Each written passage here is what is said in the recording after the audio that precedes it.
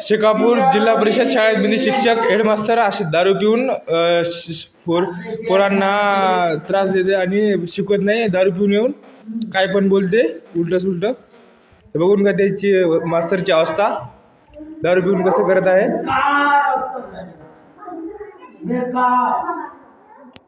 पोरींना खान बोलत आहे.